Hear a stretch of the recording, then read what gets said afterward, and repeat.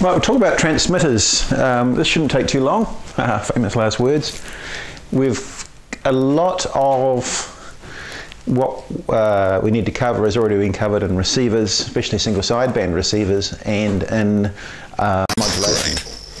SSB receivers really only take a little bit of modification to turn them into a transmitter, and that's what's done in single sideband transceivers.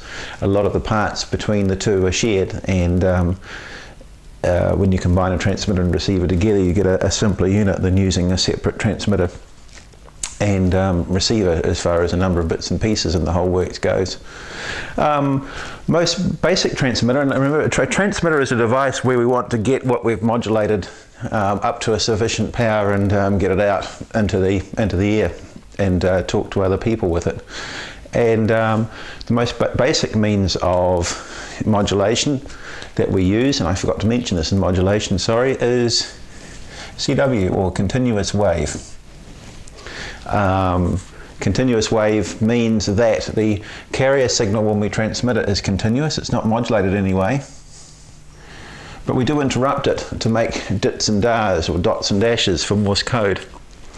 So if we want to send an A, we see a short burst of carrier, a dot or a dit, and then a space, and then a dar. Didar, which is A. Dot dash, but that's naughty. If you're learning the Morse code, you never ever look at it as dots and dashes on paper. You learn it as a sound, and you get a teaching program, Gary Bold, ZL1AN, has got some excellent Morse teaching software. You never have to look at it in a visual form. It teaches you as sound. So an A is da-da, and a B is da-da-da-da, and a C is da-da-da-da. Trouble is, if you start learning it as in a pictorial form, your brain, when you, later on, if you want to go on a Morse code and get the speed up, will always kind of confuse. You'll convert it into visual images, and it will just slow you down. And that's not some psychobabble, that's for real. People have found that out over the years. It's very much a real thing. So Morse code transmitter, or a CW, or a continuous wave, people have called it ICW, in other words interrupted continuous wave, because you break it up into dits and dars, is the most basic transmitter. And what we need for that, we need something to produce the carrier wave, which is an oscillator. Just give it a symbol like that, and that could be controlled by a simple tuned circuit, resonance circuit, and many people make transmitters that do that. Use L and C. Normally make the capacitor variable. In the homemade gear, people tend to do this in commercial transmitters nowadays. Use digital techniques, which I mentioned, in receivers, or a crystal is the other way. There's a symbol for a crystal. The problem with that, of course, you can only operate on one frequency. But anyway, produces a low-level signal, which is might be only a few milliwatts, which is not enough. You can make contacts around town on a few milliwatts, that's possible, or if conditions are right, you might get a little bit further, but we do need to crank the power level up. So we have a series of amplifiers. I'll just draw it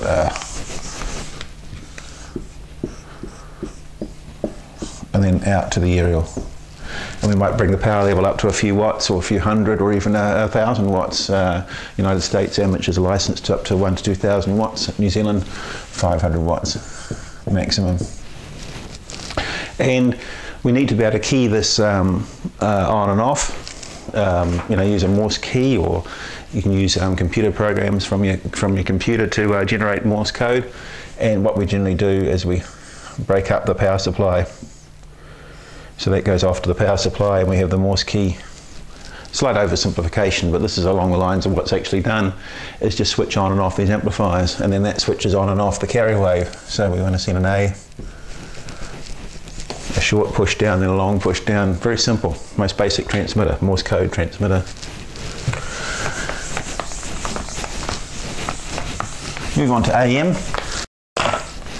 Amplitude modulation, not used a lot by amateurs these days. One place it's used is in television, amateur television, and commercial television, well, the present form until it changes, as in the stuff that's on VHF and UHF TV. The stuff that comes down off the satellites is a bit different, but uses the video information is put onto the video carrier in an AM form.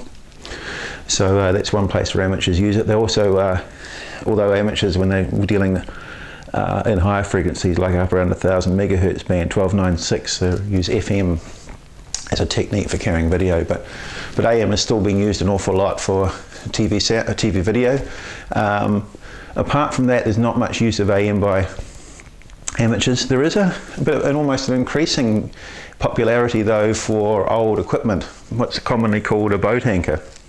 In other words, something that is sufficient size and mass that if you tie a rope around it, it will stop a boat from drifting in the water. It's a sort of an affectionate term for old equipment from maybe the sort of 40s, 50s, maybe 60s. Valve, pretty much always valve equipment, which makes it big and heavy, and produces AM. And there's a lot of people now getting interested in this. In fact, in New Zealand, there's a Society for Promotion or Preservation of Amplitude Modulation, or SPAM, and they have a frequency they meet on, 3850 kilohertz, I can't remember the times, on the 80 meter band, and talk to each other in AM, either using modern equipment which will generate AM, or using older gear they've resurrected. Okay, amplitude modulation. We talked a bit about this in modulation. We still need a carrier generator of some controlled in some way, and that old equipment, it's either it's always either a tuned circuit or a crystal. No fancy direct digital synthesis or phase lock loops for the boat anchor people. Well, to use those techniques in valves would require a room full of equipment.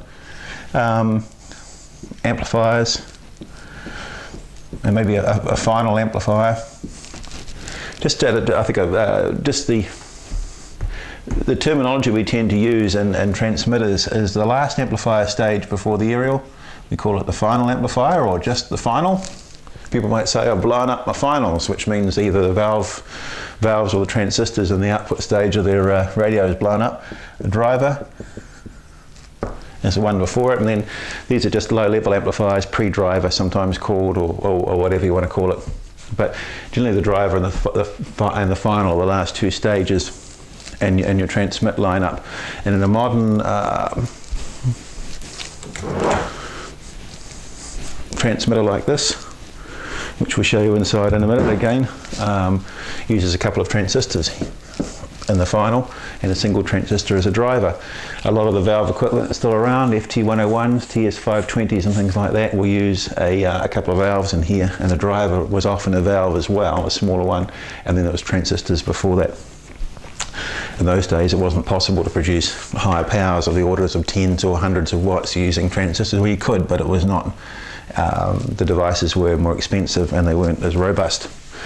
What we do with an AM signal, remember, we want to get the sound information, the modulating, the intelligence information on to the carrier wave, and we do that by typically modulating these last two stages. The supply, the high voltage supply to run these, it is generally done in valves, but it can be done in transistors. The power supply to the driver and the final was fed literally from a fairly high powered sound amplifier, and this was called the modulator. And if we're producing, say, 100 watts of carrier wave, we'd need to produce, to fully modulate it, to bring that modulating envelope down to the zero and back up again. Don't normally fully modulate, you just do it a little bit less than that, because if you start to over modulate it, bring it down to zero. Remember I showed you on the spectrum analyzer you generate splatter. You needed up to 50 watts of sound power to do that. This is what's called high level modulation, where we modulate the carrier wave at a higher level on the final amplifiers to produce, so here's our modulating wave here, here's our carrier wave here, to produce that coming out. The oversimplification is just that the sound wave increases and decreases the strength of the carrier wave to produce an AM signal. That's fine if you want the the very simple version. What's actually really happening is that you're mixing the two together. This and this are combining and mixing and multiplying, actually is the proper term for it, to produce your carrier and the upper sideband and the lower sideband. And there's quite a fancy mathematical process taking place in here to do that. But the simple old Tate VHF AM transmitter is too dumb to know that, but it just happens. There's a high-powered audio amplifier, I'll show you later. There's a transformer that's used to carry the sound information onto the final amplifier transistors here and produce an AM signal. So there we go, there's a complete package done using transistors. So we'll show you the close-up of that when we come on to show you some practical examples. Oh, here's the duster, it sticks to the wall. The other way it's done in modern single sideband transmitters, you can push a button and select AM, but the AM is produced at a much lower level stage back here somewhere, and it's amplified up to a stronger signal. We'll talk about that in a minute. So there's an AM transmitter. Remember I said there's a number of disadvantages with AM. There's only one real advantage with AM, and that's that the receiving equipment is much simpler. An AM receiver, all it needs is just a detector, like a crystal set, and you're away. With a single sideband, you have to re-inject that carrier in the receiver, and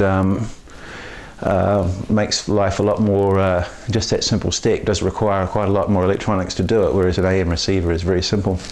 So single sideband.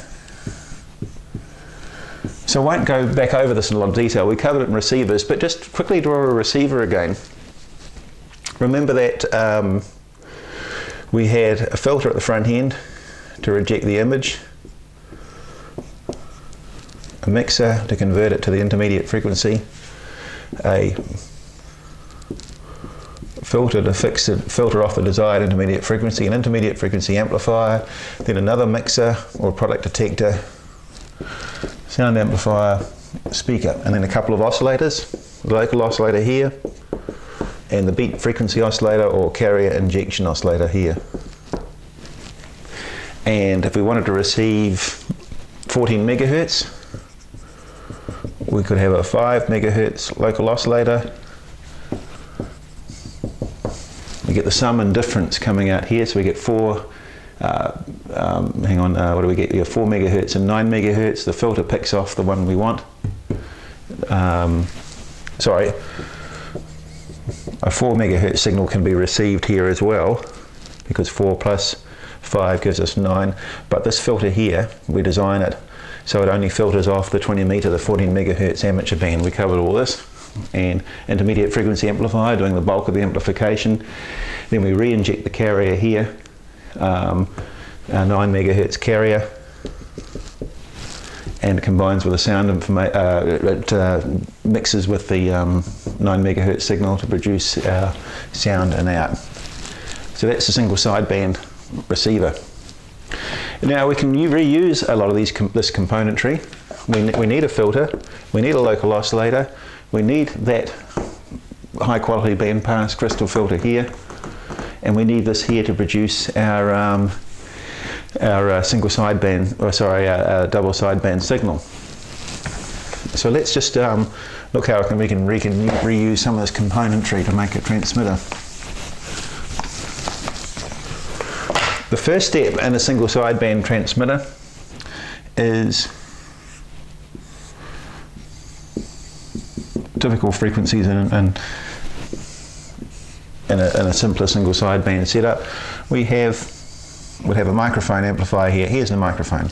We're feeding sound in here, way down at voice signals. We feed our 9 megahertz carrier here. So if we put, say, so that's 9,000 kilohertz.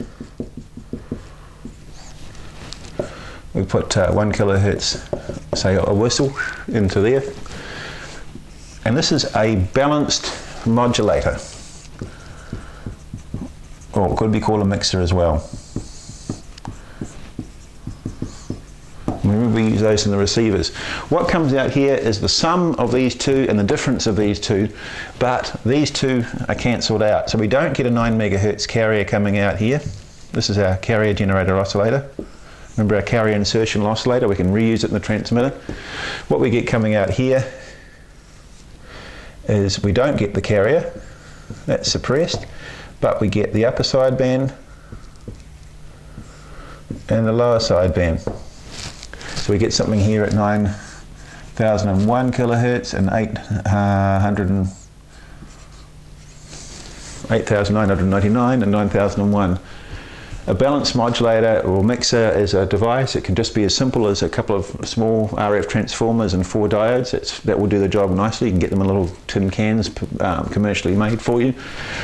You inject the carrier, or you inject your audio, and out comes the sum and difference of these two. But the sound doesn't come out, so there's no sound down the bottom. The carrier doesn't come out, that's suppressed. So now we've got, this is called double sideband suppressed carrier. The carrier's gone, we've got 2 sidebands. But remember, for single sideband transmission, we only want one or the other. So what we do is we then put this signal through a very tight crystal filter. And what that will do is strip one off. Say we want that, so we'll just, if we just want the upper sideband, we have a filter that only passes that. So now we've got the upper sideband coming out here. But at one frequency, that's not much use, is it? So it's a bit like the receiver. We've got this fancy receiver, but we'll only run at one frequency, the intermediate frequency. We have to put a mixer and filtering ahead of it to shift the frequency we want to the IF. And we're going to do the opposite in the transmitter. Now what we're going to do is put that into a mixer, and here's our local oscillator at 5 megahertz. So we want to transmit on 20 meter band, so we can now shift the sideband on 9001 up to 14,001.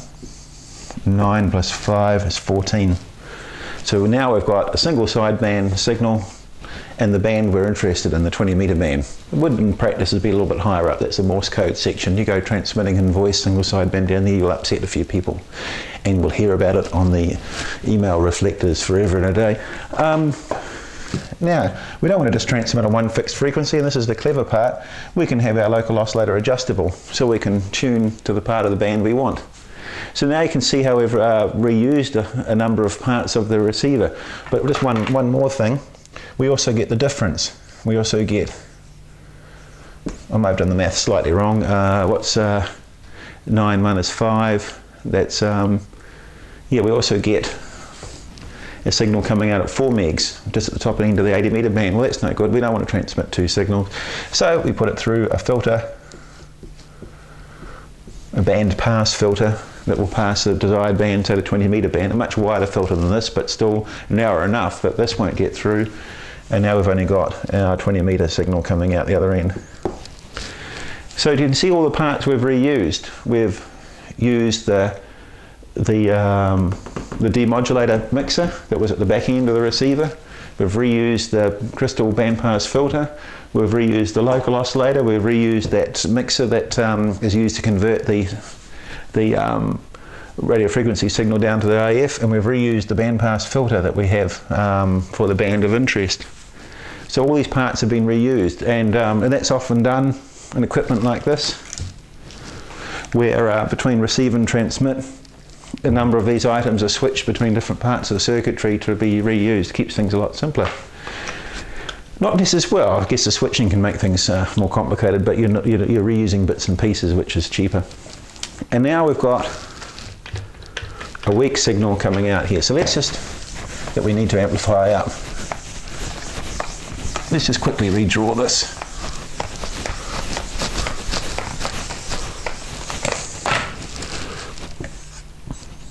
Microphone,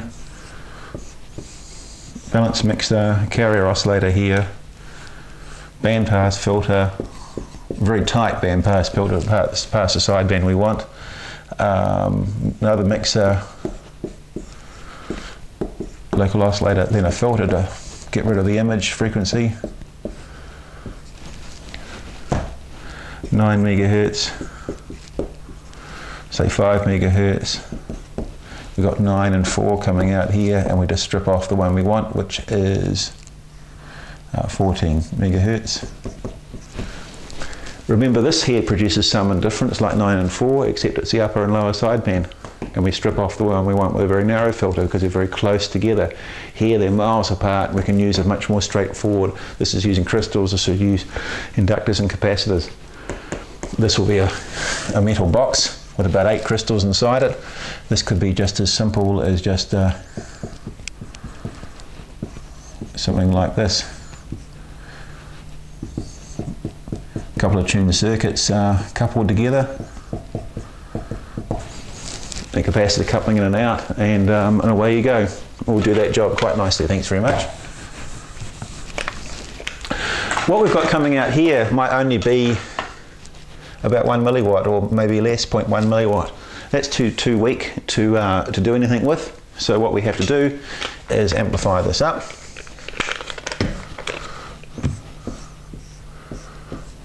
Typically about 4 stages would do it. Okay. Driver amplifier, final amplifier, maybe up to about the 100 watt level here. So we've come up from a few milliwatts up to about 100 watts and then out to the aerial. There's one last stage that we put in after this final amplifier that's built into this gadget, and we'll show you that in a minute, and that's what's called low pass filters, and we'll talk a bit about that in harmonics and filtering. But a low pass filter is a device that will, if we look at attenuation, which is how much it reduces the strength of something here versus frequency, low pass filter is that. So if our amateur band is of interest here at say 14 megahertz, somewhere around the sort of 16, 17, 18 megahertz mark, the amount that filter will knock the signal on the head increases dramatically, and that's what's put in at the end here is a low pass filter. Here's a symbol for it. We'll pass something below but not above, and that is for harmonic suppression. Every amplifier will generate harmonics to varying degrees, which is multiples of itself, and they're not wanted. They can interfere with TV and so on.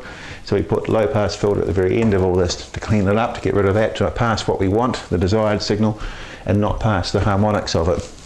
It's particularly important. And in solid state transmitters or transistorized ones, there are a bank of capacitors and inductors for each band that are switched in and out, either with a front panel switch as you change band, or they're done with relay switching inside. This one's done by relays, and I'll show you that in a minute. So there'll be a bank of low pass filters with electric switches, electromechanical switches, selecting the appropriate band of interest. We have a switch in each one,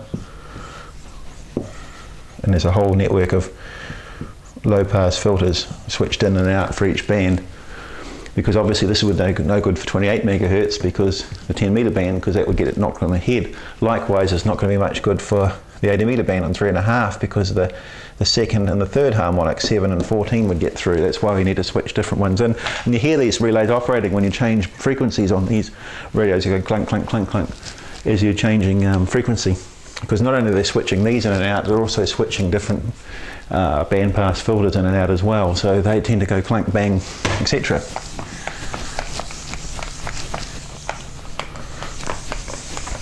So I'll just mention something now about linear amplifiers.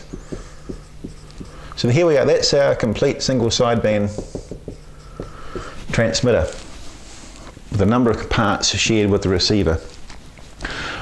The one special thing that we have to do once we've made a single sideband signal is it has to be amplified in what is called a linear fashion, or by linear amplifiers. All these amplifiers here are what's called linear.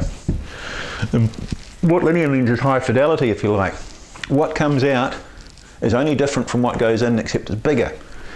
So the signal coming out of each of these amplifiers is just a bigger version of what went in. No other change made. Yes, there might be some harmonics added in, but we filter that up at the end. So we'll just rub all this out now.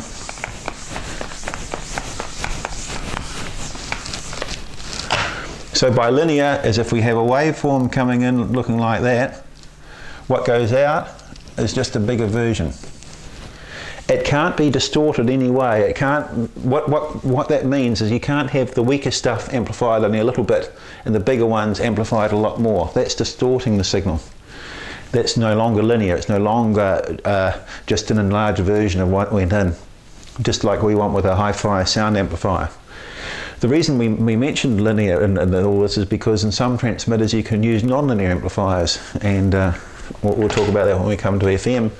But it's very important that this relationship takes place. And another way of drawing this is you could draw a curve. So here's input power, maybe in milliwatts. 1, 2, 3, 4. And coming out of our amplifier chain of several amplifiers could be 1, 2, 3, 4 watts. You could draw that so it's the same. What this little curve means is that there's a stepwise increase in output power. 1 watt gives 1 milliwatt in, 1 watt out, 2, 3, 4. You can't have 1 milliwatt in giving 1 watt out, 2 milliwatts in giving 4 watts out, and so on, getting a funny relationship. What happens? Why do we worry about this? Well, if we don't, we get distortion and splatter. We saw an example of this in a slightly different sort of fashion happening on the spectrum analyzer with modulation when we over-modulated the AM signal. We saw our AM signal wider and wider and wider on the band. That's bad. That's called splatter.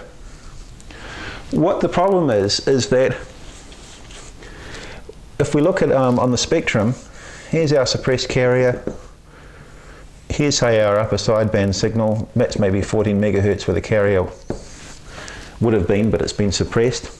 Now, in this upper sideband is all the components of our voice. So we've got, maybe if we're talking at a particular note, we'll get the fundamental and plus some harmonics of it, which are all what makes up our voice quality.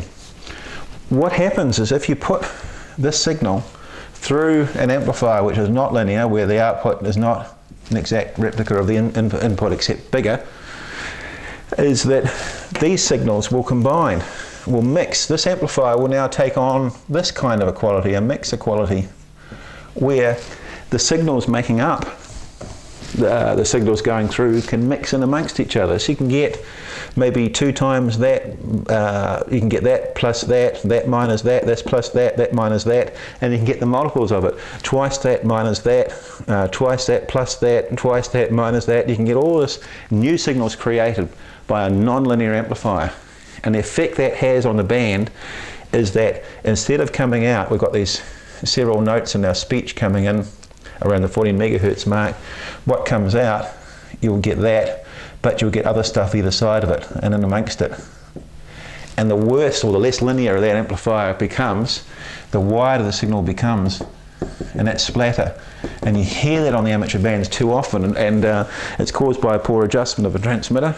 And you might be tuning around the 40 meter band and you're listening at 7070 megahertz, 7.070 megahertz, and you'll hear this, and you might tune down. It might be not till 10 kilohertz below, you'll tune in on the signal that's causing it. Generally when you tune in right on it, it doesn't sound too bad, you can understand what they're saying, but as you tune off, so that can go 10 or 20 kilohertz up and down the band above, and you get this horrible noise, and that's splatter, and it can interfere with other people. So what causes it? Well, non-linearities in the amplifier. Either the amplifier is a perfectly linear amplifier and you've upset it by operating under the wrong conditions, or it's just poorly designed to start with. And the most common cause of things going wrong is when you overdrive it. If you turn up, remember I said way back here before that first balanced modulator, I don't think I drew it last time, but you have an audio amplifier, and that will typically be adjustable in gain, and you'll have, on older sets, you'll have microphone gain on the front panel. On the newer ones, it's controlled by a menu function. If you turn that up too high, it means the strength of all the signals going down gets higher, and what can happen in the amplifier chain at the end here is that you actually end up with too strong a signal going through them, and you can push them into a point where they're no longer operating in a linear fashion. So let's say this output amplifier can happily amplify up to 100 watts.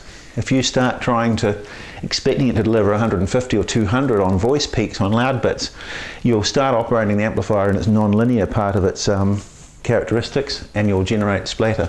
Same can happen in any stage in the transmitter. Any stage that suddenly gets pushed too hard will no longer operate in a hi-fi or linear fashion, and it will generate the signals start combining amongst itself and generating new signals above and below, and generate splatter.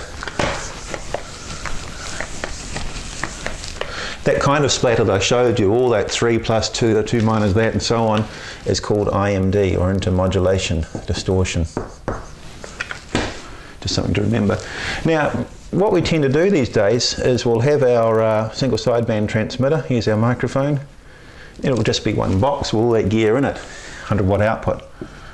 What if we want to operate to the 500 watt level, which we're licensed to, or in the States 1000 watts or whatever? We can put an amplifier on the output of it, and we call that, for single sideband, a linear. It's really just an amplifier. Might have a couple.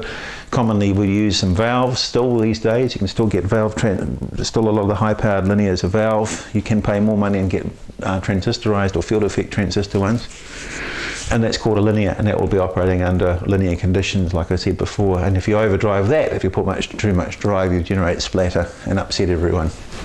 So that's what's called a linear or a linear amplifier. SSB must be amplified by a linear amplifier.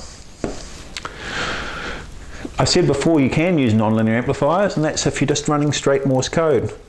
Morse code is just a single carrier signal, no other signals in there, like voice would be on single sideband. And if you're just operating CW only, older transmitters, because you don't tend to get CW only transmitters nowadays, but if you're building stuff, if you want to amplify a Morse signal only, you can use a non-linear amplifier. And you might think, why on earth would you want to use a non-high fidelity one? Well, they tend to be more efficient. These things here are only about 50% efficient. In other words, the DC power that's supplied into it, we only get about 50% of it coming out. You can get more like 70% efficiency off a non-linear amplifier, or sometimes known, and we won't go into the details here, but you'll see it mentioned Class C, and they're more efficient. So, and also for FM service, we can use non-linear amplifiers, which are more efficient, don't get as hot. But so there is a place for them, but you certainly don't use them for amplifying single sideband. Otherwise, you'll be in trouble very quickly.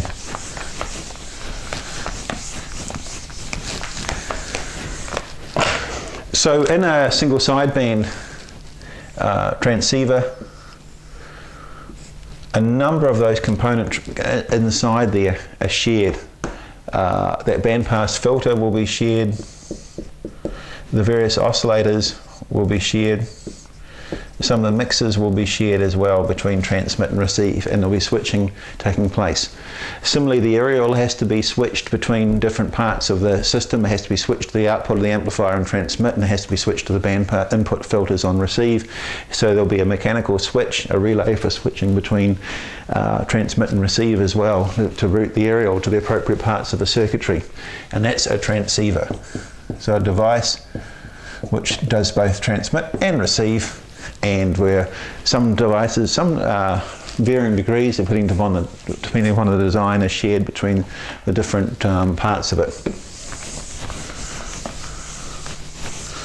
Right, so I'll just show you inside a modern high-frequency single sideband transceiver.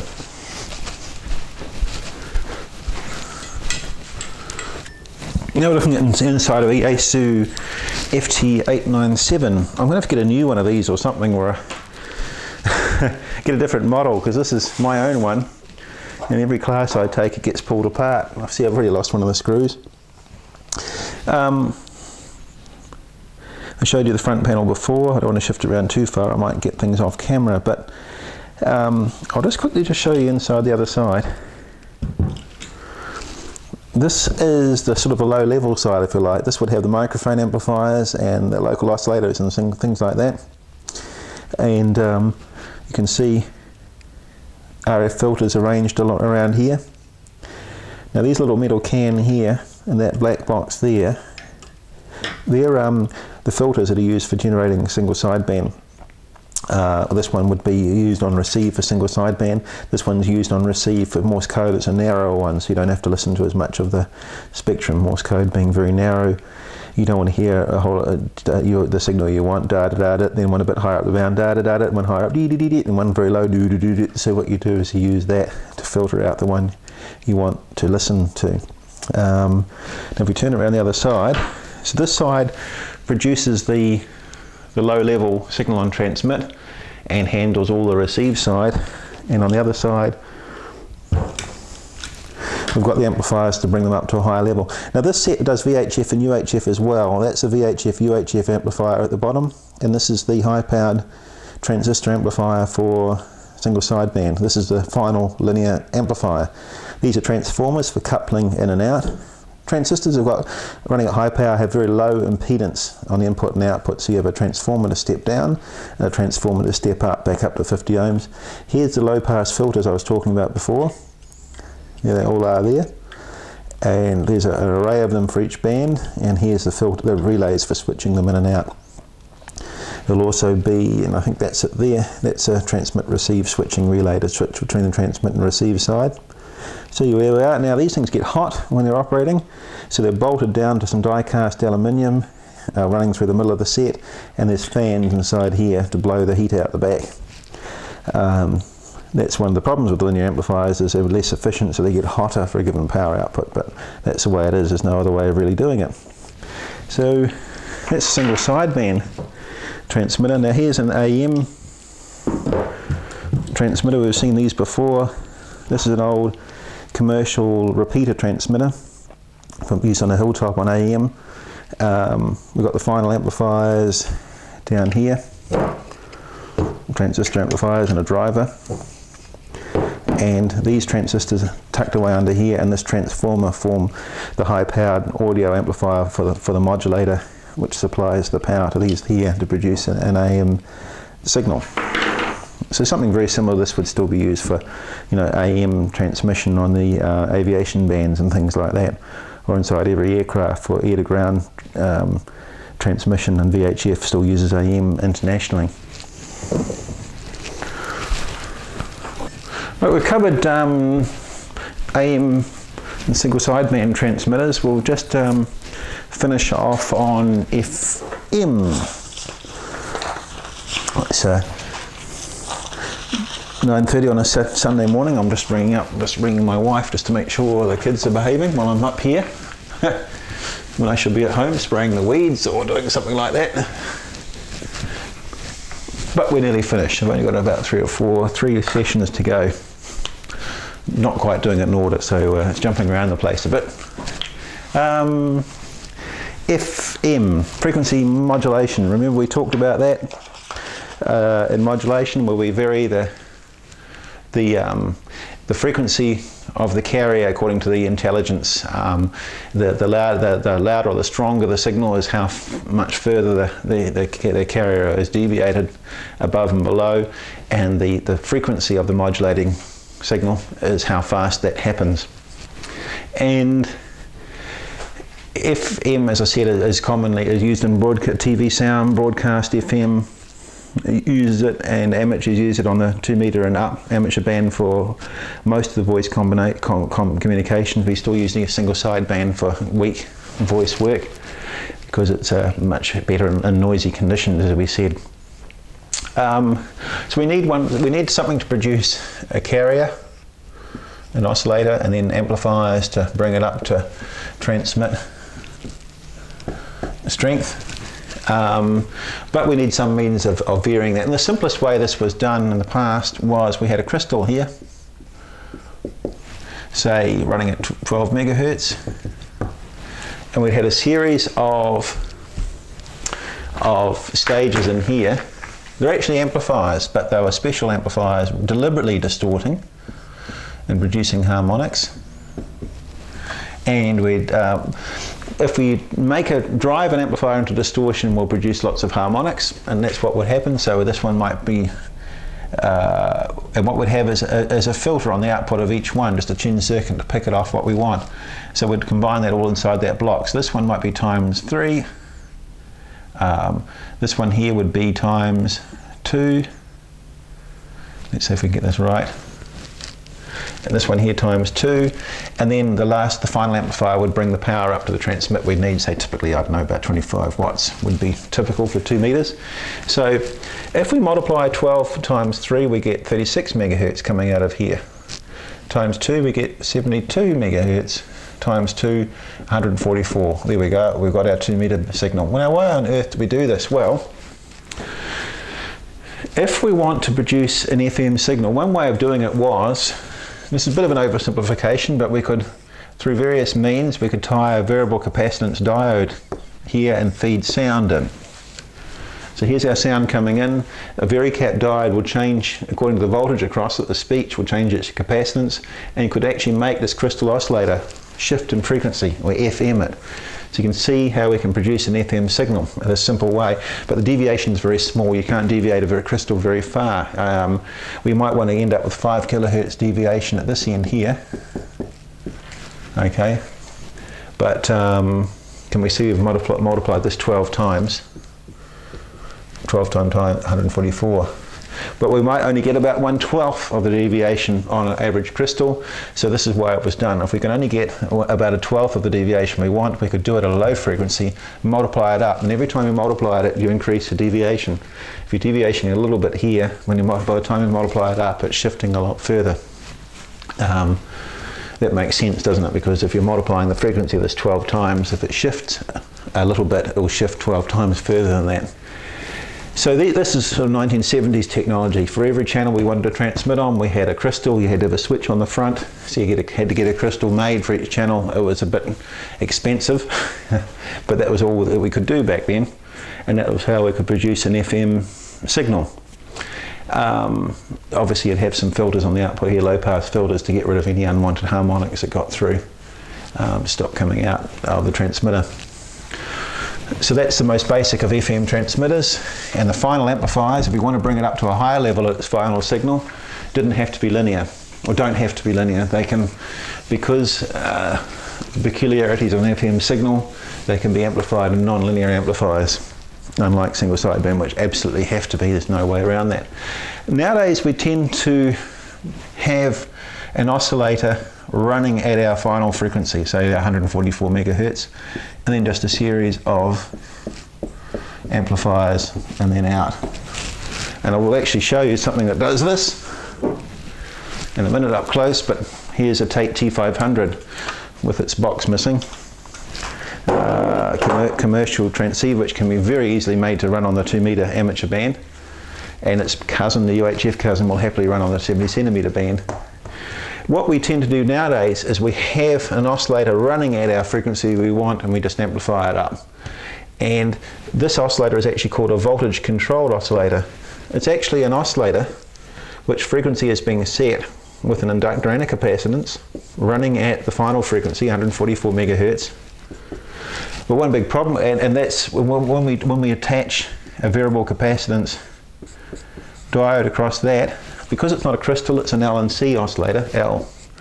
It's very easy to deviate that. We can deviate as much as we like, and therefore we don't have to multiply it up.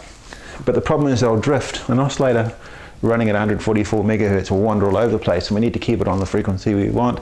And that's done using, typically, we won't go into this, you can read about it in the books, called a phase lock loop, where a sniff of that signal goes into the system.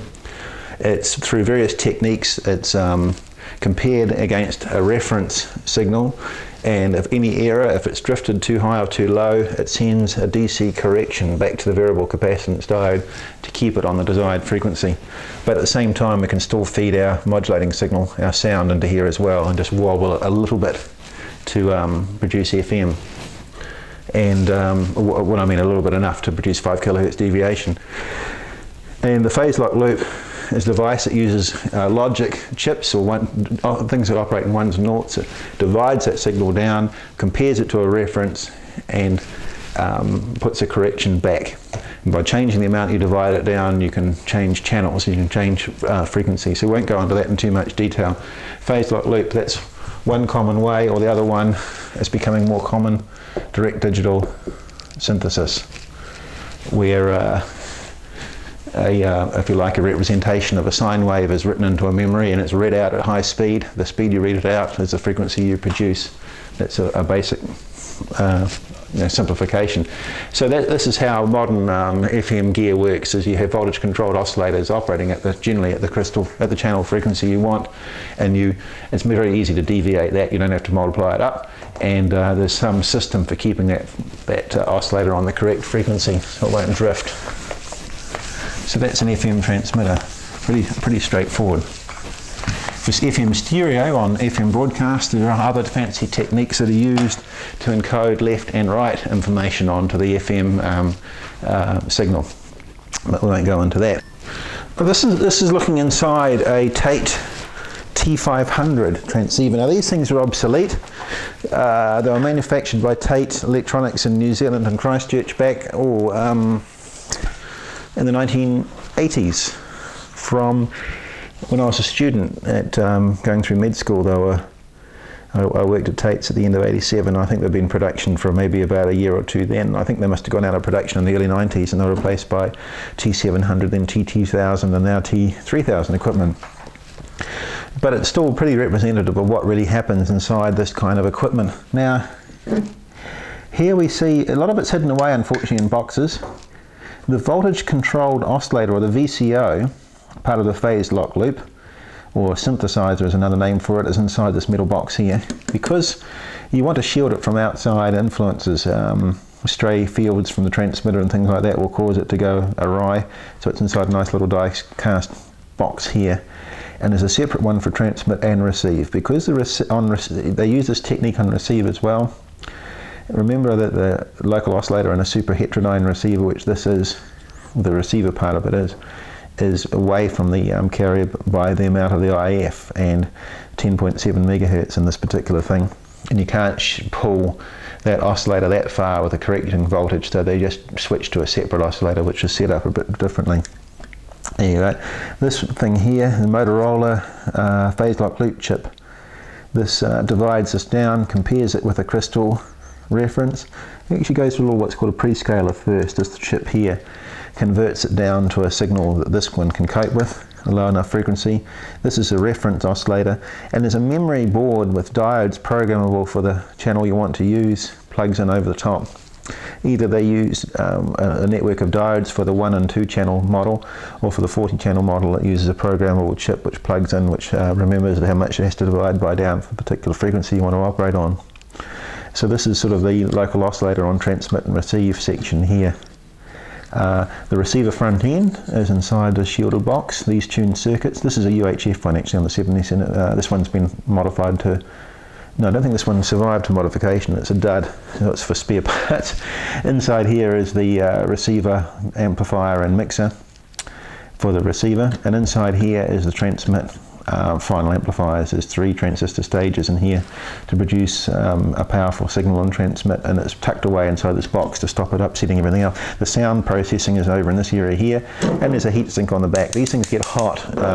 If you ever use a T500 for ham use, they can put 25 watts out, but you have to turn it down if you're going to talk for longer. You know, if you're going to talk for a minute or so, you have to turn them down to about 10 watts, otherwise they get hot enough literally to go sizzle when you put a wet finger on the back. And you can see the other side of these units are shielded as well. So this is an FM, a reasonably modern FM transmitter. The main transceiver, the main difference you can see if you look inside a more modern set is most of the componentry would be surface mounted on this side of the board. This had no surface mount parts at all. But there's plenty of these becoming available now for the amateur market, and they're well worth using. They're much easier to convert onto 2 meters, and all they need is a retune. They just need the correct memory information and tuned correctly, and they'll go like a house on fire on 2 meters or 70 centimeters. You don't have to change any. I just remembered something I forgot to cover. Sorry about that. We'll just jump back to that, and then we'll go on to harmonics and parasitics. I've got this microphone lead here. I have to be careful not to trip over. I used to use that wireless mic, but that made a lot of noise, and then I used this arrangement. I ended up with a whole lot of hum and had to strip the audio off the soundtracks and send them away to Jim Meach in 2BHF, thanks Jim, in Auckland, to strip the clicks and pops off. And I found out that the reason for that was running off the mains, so I ran off the battery, internal battery pack, and I don't have this problem. SSB, one last thing to mention, peak envelope power, or PEP. On a CW transmission, it's easy to know how much power you're putting out. You put the key down, you look at the power meter in the output lead of the aerial to the antenna, and you can read your power off. With a single sideband transmitter, when you turn the transmitter on and say nothing, there's no power going out. There's no carrier, so nothing's coming out. It's not until you talk that the sideband appears, and makes power reading a little bit difficult. And we talk about this thing called peak envelope power. What that means is that if you actually look at a single note on AM, looks like that. On SSB, the envelope has a much more sort of shape like that. You get a more abrupt change over here. But how we rate a single sideband transmitter for power output, it's when you're putting the voice information in, or a couple of tones is one way of testing, is the power that it reaches at the peaks of the modulating envelope, if you like. The power it reaches at the peak here is our power and peak envelope power, or in watts. It's a bit hard to measure on a watt meter because, of course, it's only going to kind of respond to kind of the average of all this. And one way around that is that you can on some watt meters you have a little switch. You can switch in something just to kind of allow it to respond, the needle to respond to peaks, if you like, and then you can say, you start talking to the thing, testing 1, 2, 3, 4, 5 at a normal voice level, and the needle will sort of hit generally around the peak envelope level. Not quite, but it will give you an indication. And the idea is that you never exceed the peak envelope power rating of your transmitter that the specifications rate it for, because if you go higher than that, it means that you can be pushing the final amplifiers into a nonlinear region, and then you'll generate that awful thing called splatter. So we now come on to harmonics and parasitics, which is, I'll just tack on to the end of transmitters because it's intimately related to transmitters. Talk about harmonics first. We've kind of mentioned them quite a bit before. A harmonic is a multiple of a signal. On a piano, when you hit middle C, which is what, 256 hertz, you get, I think it is, or is it 128, 256. One of the things that makes a piano sound like a piano is the harmonic content. So you'll get some energy at 512, or say 256 the second harmonic, 512 the third, and so on and so on and so on up the scale. And radio frequency signaling is no different, and that in a transmitter, say we're transmitting Morse code out of our transmitter. If you say at 7 megahertz, if you take a sniff of that and feed it into a spectrum analyzer that we showed you in modulation, you can't hook it straight in, you'll blow the thing up, but you can take a sample of that signal at a lower level. You'll always see some on the spectrum, some harmonics of that. So we'll see a big strong signal at 7 megahertz. We'll see a little bit at 14, a bit at 21, a bit at 28. 28 plus 7 is what's at 55 mental block. So there's the fundamental. So the signal we want is the fundamental. There's no such thing as a first harmonic. The second is twice that, 14. The third is 3 times that, 21. The fourth is 4 times that, which is 28. I don't know where I got 55 from. The third, sorry, that second, third, fourth, fifth harmonic is 35 megahertz. Second harmonic, third harmonic, fourth, yep. Now, all transmitters will produce some harmonic energy coming out. The key is it's not too high in level. It should be below. We normally like them about 40, 50 decibels below the signal, so that those harmonics are weak enough that they won't cause interference. Because the problem is, if one of these harmonics ends up in the middle and it's strong enough, if your transmitter is not running very well, if get a sufficiently strong harmonic in the middle of a TV channel, you'll upset the next door neighbour's TV viewing pleasure, which is not good. Now, where do these come from and how do we get rid of them? So we'll kind of just go back a little bit now. Any sine wave Okay, if you have a nice pure sine wave and you feed that into a spectrum analyzer, say it's at 7 megahertz, all you'll see is 7 megahertz energy. You won't see any harmonics. But it's virtually impossible to generate a pure sine wave. There's always a slight distortion in the envelope. It might be a little bit squared off at the top, or the sides might be a bit steep. Something is not quite right with it. And going through amplifier stages in a transmitter will always distort a little bit, no matter how linear you make them, and so on. You'll always get a slight modification of it. It's not always an exact replica of what went in, apart from the fact that it's been amplified. And what happens when you do that to a signal, you generate harmonics. It's just the way the universe is built. You'll generate harmonic energy. And the only way to fix that is you have filtering to get rid of it. And in a transmitter, what's generally done is often after the carrier oscillator here, you'll have a filter to strip off harmonics. And then you'll feed it through the amplifiers, modulators, etc. And then on the output stage, you have another low pass filter, which we mentioned in transmitters, to get rid of the harmonic energy. You can have filters in between, but in modern transmitters, that's generally done at the end.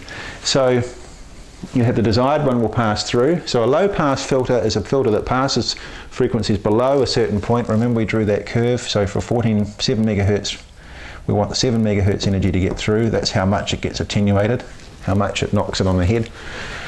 So by the time you get to 14 and then the higher harmonics, they've definitely been attenuated an awful lot, so their signal strength is well down.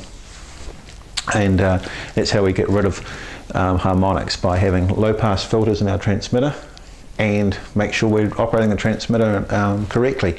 If you overdrive an SSB transmitter and really splattering awfully, you're not only generating that intermodulation and amongst the signal, you're generating harmonic energy, so harmonics will go up as well. And the low pass filter can only knock them on the head so much. If you're really doing fiercely nasty things to these stages in here, your harmonic energy might become high enough that it will start to cause interference. So that's a harmonic. It's always a multiple of the signal that you started with. Okay, and you get rid of it by using low pass filtering. And the low pass filtering is built into your modern set, which I showed you earlier. Older valve transmitters just relied on a single tuned output stage, and if you had excessive harmonic energy, you could actually buy a low pass filter which was designed to pass everything less than 30 megahertz, so all the HF bands would get through, everything above would get knocked on the head, and you could just put that in the output of your transmitter, called low pass filter. Solid state transmitters don't tend to need them as much, but if you do have television interference problems with your neighbour, that can be one thing that can help. But we'll come on to interference and filtering later. Parasitics, just to quickly cover this, are just signals that are not harmonically related. They are new signals produced in transmitter amplifiers, especially high gain amplifiers, amplifiers that have a lot of amplification like amplifiers do. And they can oscillate. They can not only amplify the signal you want, can be going out, it can be putting out your signal okay on the amateur band, but if things aren't going well, it can actually be oscillating on another frequency as well. So you can be quite oblivious to the fact that your set, your amplifiers in the final stages and at lower levels as well, one of them can be feeding back on itself somehow, and can be producing a signal that's not related in any harmonic fashion to the fundamental signal you're wanting to produce.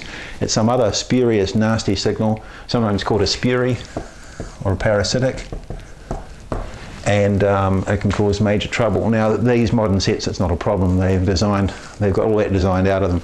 And they do that by the power supply leads coming into them have got inductance in them to help stop signals getting out and getting back into another stage. They've got capacitor filtering as well, so you filter any energy on the supply leads to ground, and you have things like little ferrite beads, bits of ferrite slipped over the supply leads to put some inductance in there to stop signals getting back, and any stray signals are shunted to ground. So here's a signal coming through, this is the supply leads, the positive supply leads. So using ferrite beads around the place and things like that. Good shielding.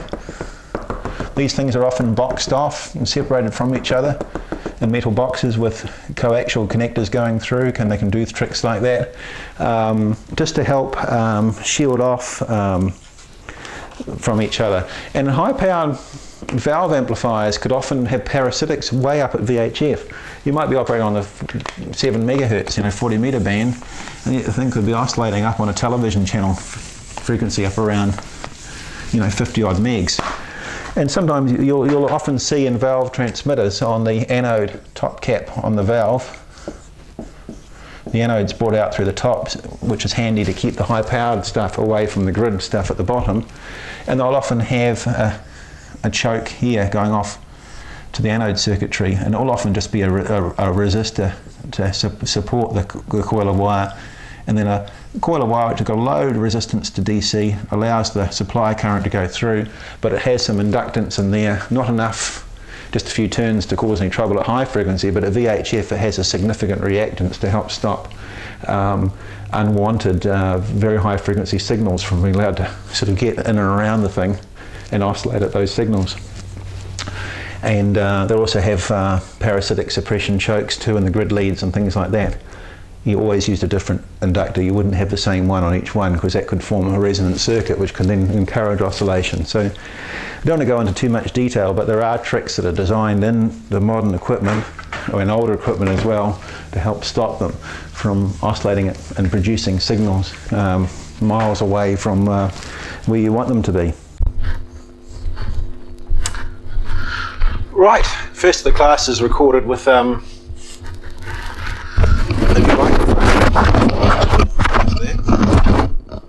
got rid of the wireless system. It was a bit unreliable, and I got sick of it. I lost 1 or 2 classes on tape because of a microphone failure, which was a little frustrating to say the least. Right, this is sort of element 21 and element 22, which is power supplies. I'll cover the what's required in the question bank, and then just add a bit more at the finish, just for interest and practical purposes. A power supply is a device which, for most purposes in amateur radio, gives us a 13.8, 12 around 12 volt power supply for running our transmitting and receiving equipment. Some of our equipment is designed to plug straight into the 230 volt AC mains, and that's fine. So for home use, that's ideal. You've got a 230 volt power supply, mains power outlet, away you go. And some of the transceivers, high frequency transceivers, come with the power supply built in. But most gear don't, and we need to supply it with a direct current supply, and that's where power supplies come in. The advantage with being able to run off a 12 volt supply is you can run it off a car battery. You can run it off in your car from a remote location or something along those lines, where you're away from a mains power source. Just quickly look at some of those requirements that we might need. You'll hear the term 13.8 volts mentioned. You think, well, hang on, car batteries at 12 volt. You'll hear this 13.8 volt mentioned. And the reason for that is a fully charged car battery is around the 13.8 volt level. And a lot of amateur gear is actually designed to run off that. Will only get their full power when you're sort of getting above the 13 volt mark, not down at 12. They will run off 12 volts. 12 volts is a car battery that's charged, but not under. That's run down a little way, some of the way. So that's where you get these figures from. So if you're building a power supply yourself, you're typically designed to run about 13.8. Most amateur equipment will run anywhere off from about 11.5, 11. It'll be rated in the specification, say 11.5 volts, maybe up to about 14.5, approaching 15. You wouldn't want to push them much over 15. Although if you put a voltmeter across the 12 volt supply, say a cigarette outlet in a car, and when this car battery is under charge with the engine running, it can often be a little bit over 15.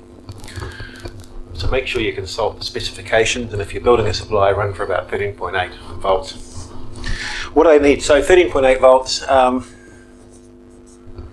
just the lower powered, maybe VHF transceivers that might only run, say, 5 to 10 watts, they'll only need a couple of amps, 1 to 2 amp of current. On transmit, on receive, it'll always be less because you'll have less electronics running. When you hit the transmit button, you instantly switch extra electronics in and then produce a carrier wave, depending upon the type of modulation you're using, or start putting power output if it's single sideband. So make a little table here. Say the 10 watt sets, maybe about maybe a couple of amps. This is not exact. With the 2 meter and 70 centimeter sets, you often will have a 25 watt power setting. So these radios will often have different power settings. Some of them will go up to 25 watts and others up to 50. Once you're up to 50 watts, you're around the 8 amp mark.